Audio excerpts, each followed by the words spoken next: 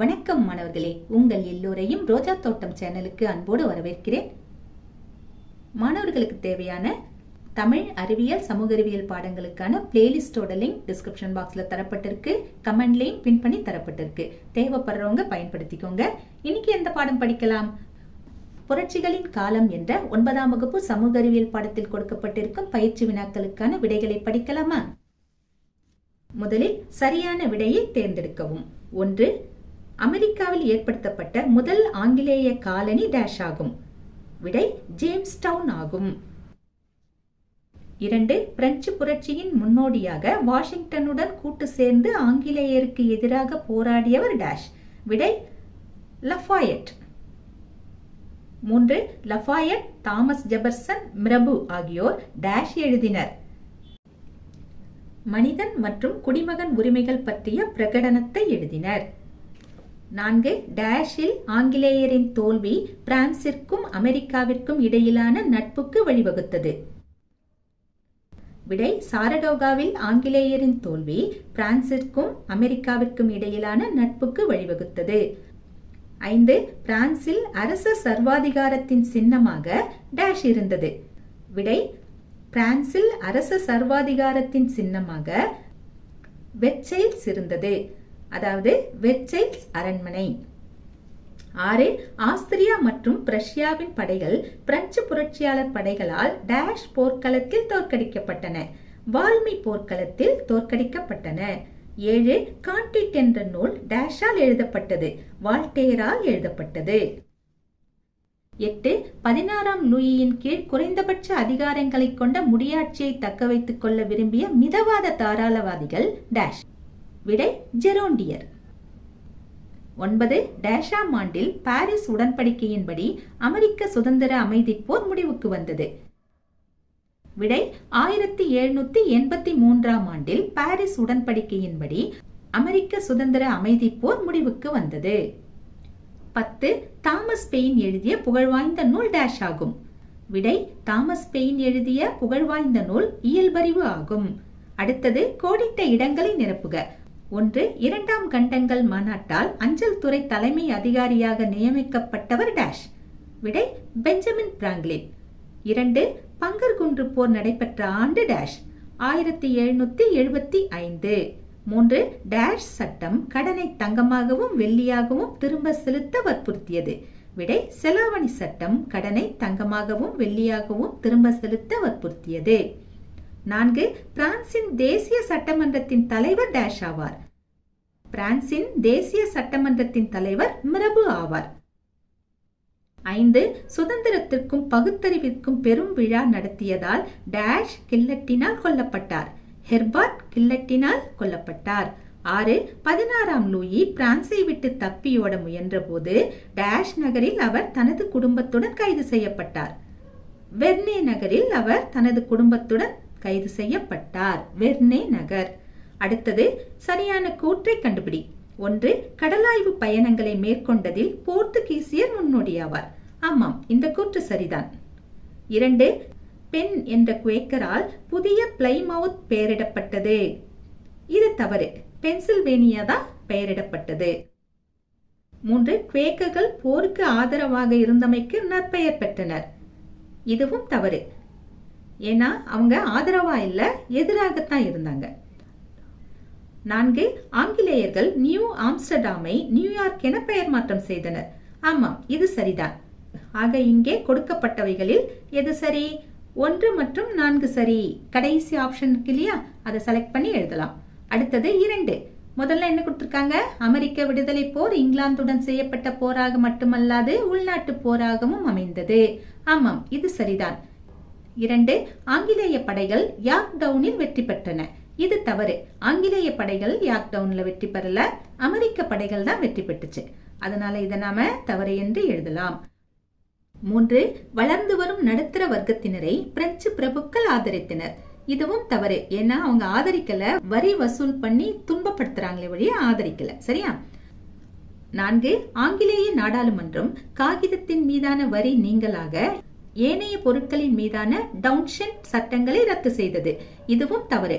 காகிதத்தின் மீதான வரி நீங்களாக இருக்கக்கூடாது, தேயிலை மீதான வரி நீங்களாக இருந்திருந்தா நம்ம இதை சரின்னு சொல்லியிருக்கலாம். இப்போ தவறுன்னு எழுதுங்க. இப்போ கொடுக்கப்பட்டுள்ளவைகளில் எது சரி? முதல்ல கொடுத்தது மட்டும்தான் சரி இல்லையா? ஒன்று சரின்னு எழுதணும். அந்த ஆப்ஷன் இங்க இல்ல, நான் வச்சிட்டு இருக்க புத்தகத்துல இல்ல. அதனால நான் இப்படி எடுத்து எழுதிக்கிறேன். உங்க புத்தகத்துல இருந்தா டிக் போடுங்க, இல்லாட்டி நீங்களும் இதே மாதிரி எடுத்து எழுதி கொள்ளலாம். அடுத்தது பாருங்க 3. கூற்று என்ன கொடுத்திருக்காங்க? ஆங்கிலேய பொருட்களை பாஸ்டன் வணிகர்கள் புறக்கணித்தனர். ஆமாம், இந்த கூற்று சரிதான். காரணம் என்ன கொடுத்திருக்காங்க? ஆங்கிலேய நிதியமைச்சர் அமெரிக்க காலனிகளில் இறக்குமதி செய்யப்பட்ட பொருட்கள் மீது புதிய வரி அறிமுகப்படுத்தினார். ஆமாம், இந்த காரணமும் சரிதான். புதிய வரியை அறிமுகப்படுத்தவே தான் அவங்க அதை புறக்கணிச்சாங்க. சரியா? எதை நாம் சரியான விடையாக தேர்ந்தெடுக்கலாம்? இ ஆப்ஷன் இருக்கு பாருங்க. கூற்று சரி, காரணம் கூற்றின் சரியான விளக்கமாகும். இப்படி இருக்கு இல்லையா? இதை செலக்ட் பண்ணி எழுதலாம். அடுத்தது 4. கூற்று என்ன கொடுத்திருக்காங்க? கட்டாய ராணுவ சேவைக்கு எதிராக வெண்டி என்னும் இடத்தில் விவசாயிகள் ஒரு பெரும் புரட்சி செய்தனர். ஆமாம், இந்த கூற்று சரிதான். காரணம் என்ன கொடுத்திருக்காங்க? அரசரின் ஆதரவாளர்கள் விவசாயிகள் அவருக்கு எதிராக போரிட விரும்பவில்லை. இந்த காரணம் தவறு. ஏன்னா அரசருக்கு எதிராக விவசாயிகள் போரிட விரும்பினார்கள். ஆக கொடுக்கப்பட்ட காரணம் தவறு. எதை நாம் சரியான விடையாக தேர்ந்தெடுக்கலாம்? இ ஆப்ஷன் இருக்கு இல்லையா? கூற்று சரி, காரணம் தவறு. இதை செலக்ட் பண்ணி எழுதலாம். அடுத்தது பொருத்துக. ஜான் பின் திராப் இவரை மாசாசூசட் குடியேற்றத்தோடு பொருத்தலாம். டர்காட் இவரை பிரான்சின் நிதியமைச்சரோடு பொருத்தலாம். சட்டத்தின் சாரம் இதனை மாண்டெஸ்கியோடு பொருத்தலாம். மேரி அண்டாய்னெட் இவரை 16ஆம் லூயியோடு பொருத்தலாம். 7 ஆண்டு போர் இதனை இங்கிலாந்து மற்றும் பிரான்சோடு பொருத்தலாம். அமெரிக்க சுதந்திர தினம் இதனை ஜூலை 4ஆம் தேதியோடு பொருத்தலாம்.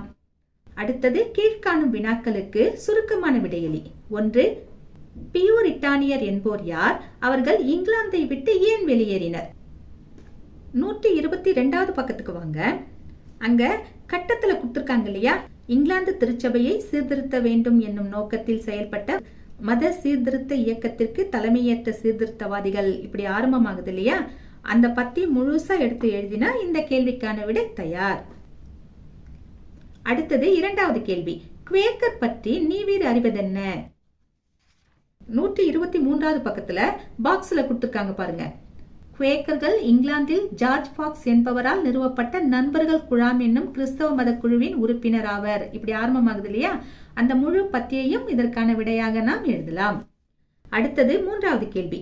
பாஸ்டன் தேநீர் விருந்தின் முக்கியத்துவத்தை குறிப்பிடுக. 125ஆம் பக்கத்துக்கு வாங்க. இந்த பக்கத்துல QR கோடு ஒன்னு இருக்கு இல்லையா? அதுக்கு மேல பாருங்க, பாஸ்டன் தேநீர் விருந்துன்னு ஒரு தலைப்பு இருக்கா? அந்த தலைப்பு இருக்கிற பத்தியிலிருந்து 7வது வரைக்கும் வாங்க. 1773 டிசம்பரில் அமெரிக்க பூர்வ குடிமக்களைப் போல் மாறுவேடம் பூண்ட சில சரக்கு கப்பல்களின், இப்படி ஆரம்பமாகுது இல்லையா? அங்க இருந்து அந்த பத்தி முடிய எழுதணும். அதாவது ஏற்படுவதற்கு வழிகோலியது, இது வரைக்கும் எழுதணும். சரியா? அடுத்தது 4வது கேள்வி. செப்டம்பர் படுகொலை பற்றி ஒரு குறிப்பு வரைக. 133வது பக்கத்துல குடியேறியவர்களும் புரட்சிகர போரும், இப்படி ஒரு தலைப்பு இருக்கு இல்லையா? அந்த தலைப்பின் கீழே இருக்கிற பத்தியில 12வது வரைக்கும் வாங்க. சுவிட்சர்லாந்து நாட்டு காவலர்கள் நடத்திய துப்பாக்கி சூட்டில் பலர் கொல்லப்பட்டதால் ஆத்திரம் கொண்ட பொதுமக்கள், இப்படி ஆரம்பமாகுதா? அங்க இருந்து அப்படியே கீழே வாங்க. வந்தீங்கன்னா செப்டம்பர் படுகொலை என அழைக்கப்படுகிறது. இதோட இதற்கான விடையை முடித்துக் கொள்ளலாம். சரியா? அடுத்தது 5வது கேள்வி. பிரான்சின் 3 வர்க்கங்களின் அமைப்பு பற்றி எழுதுக. 128வது பக்கத்துக்கு வாங்க. அங்க பிரெஞ்சு புரட்சியின் ஒரு தலைப்பு இருக்க, அதுக்கு கீழே அறிமுகம்னு ஒரு தலைப்பு இருக்கு பாருங்க. அந்த பத்தியின் கீழே இருந்து பாத்தீங்கன்னா ஒரு 5 லைன் மேல போனீங்கன்னா 3 வர்க்கங்களின் பிரதிநிதிகளை கொண்டிருந்தது, இப்படி இருக்கு இல்லையா? அங்க இருந்து ஆரம்பிங்க. இதுல முதல் வர்க்கத்துல யார் வராங்கன்னா மதகுருமார்கள். 2வது வர்க்கத்துல யார் வராங்கன்னா பிரபுக்கள். 3வது வர்க்கத்துல யார் வராங்கன்னா வழக்கறிஞர்கள், பணம் படைத்த வர்த்தகர்கள், வணிகர்கள், வங்கியாளர்கள், செல்வராக இருந்த நில உடைமையாளர்கள் அடங்கிய பொதுமக்கள். இவங்கெல்லாம் 3வது வர்க்கத்துல வருவாங்க. சரியா? நாடாளுமன்ற எஸ்டேட் ஜெனரல்ல மொத்தம் 3 வர்க்கம்பா. இப்படியே கூட நீங்க போட்டுக்கலாம். முதல் வர்க்கம்னு போட்டு மதகுருமார்கள், 2வது வர்க்கம்னு போட்டு பிரபுக்கள், மீதி இருக்கிறவங்க எல்லாமே 3வது வர்க்கம். சரியா? அடுத்தது 6வது கேள்வி. பிரெஞ்சு புரட்சியில் லஃபாயட்டின் பங்கினை எழுதுக. 127வது பக்கத்துல கடைசி பத்தி பாருங்களேன். கடைசி பத்தியில 4வது வரி பாருங்க. லஃபாயட் பிரெஞ்சு புரட்சியின் போது பிரெஞ்சு தேசிய பாதுகாவலர்கள் என்ற படைப்பிரிவுக்கு தலைமையேற்றார். ஜெபர்சனின் உதவியோடு அடுத்த பக்கத்துல பாருங்க, இவர் மனிதன் மற்றும் குடிமகனின் உரிமைகள் பற்றிய பிரகடனம் என்பதை எழுதினார். இதை பிரான்சின் தேசிய சட்டமன்றம் 1789 ஆகஸ்ட் 27 இயற்றது. இது வரைக்கும் எழுதலாம். அடுத்தது 7வது கேள்வி. பாஸ்டைல் சிறைச்சாலை தகர்ப்பிற்கான பின்னணி என்ன? 131வது பக்கத்துக்கு வாங்க. வந்தீங்கன்னா அங்க இருக்கு பாருங்க, பிரெஞ்சு புரட்சியின் போக்குன்னு ஒரு தலைப்பு இருக்கா, அதுக்கு கீழே பாஸ்டில் சிறையின் வீழ்ச்சின்னு ஒரு தலைப்பு இருக்கு பாருங்க. அங்க அரசரால் வெளியேற்றப்பட்ட சாமானியர்களின் பிரதிநிதிகள் இப்படி ஆரம்பமாகுதா. அங்க ஆரம்பிச்சு அப்படியே வந்தீங்கன்னா அந்த பத்தி முடியறதுக்கு, அதாவது கீழே இருந்து ஒரு 5 வரிக்கு மேலே முடிச்சுக்கலாம். எதோடனா, அவர்கள் பாஸ்டில் சிறையை தகர்த்து அங்கே சிறை வைக்கப்பட்டிருந்தவர்களை விடுதலை செய்தனர். இதோட முடிச்சுக்கலாம். சரியா?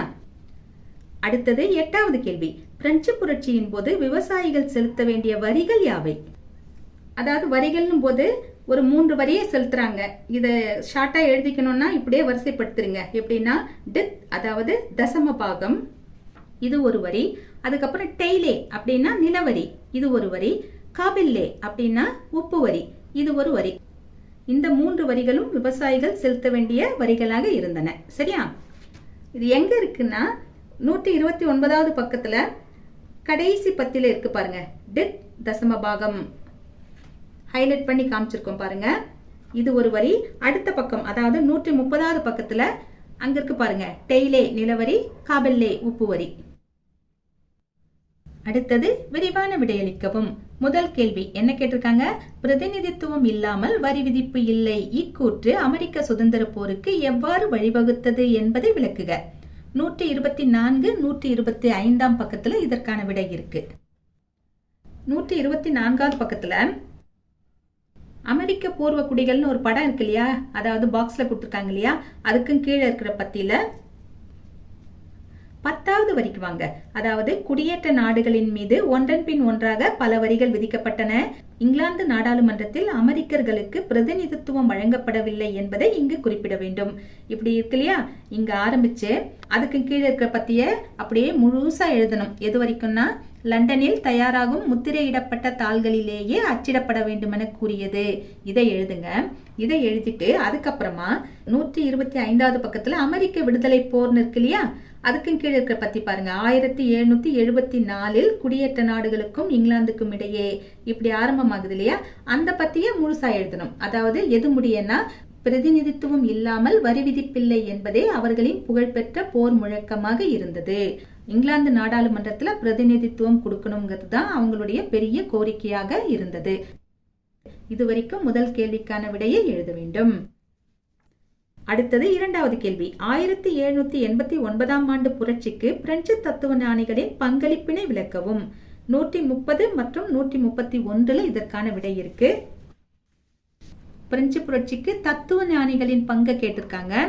நிறைய பேர் கொடுத்துருக்காங்க. ஷார்ட்டா நீங்க இதை தெரிஞ்சுக்கிட்டீங்கன்னா அதுக்கப்புறம் கதை கதையா எழுதிடலாம். அதாவது வால்டேர் கான்டீட் அப்படிங்கிற ஒரு நூலை எழுதுறாரு.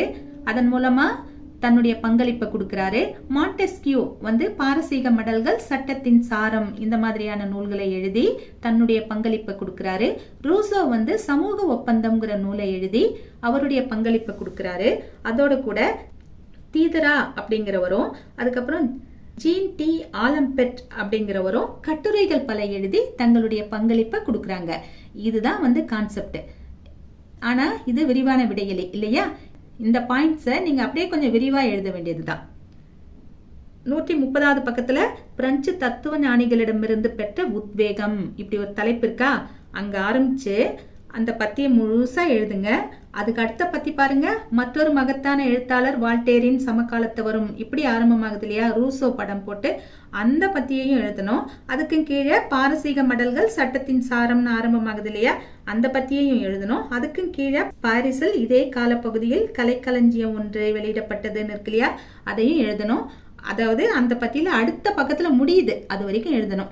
செயல்பட தூண்டுவதிலும் வெற்றி பெற்றனர். இது வரைக்கும் இதற்கான விடையை எழுத வேண்டும். மாணவர்களே, இன்று நாம் புரட்சிகளின் காலம் என்ற பாடத்தில் கொடுக்கப்பட்ட பயிற்சி வினாக்களுக்கான விடைகளை பார்த்தோம். நாம் வேறு பாடத்தோடு மீண்டும் சந்திக்கலாம். டாடா, பாய்.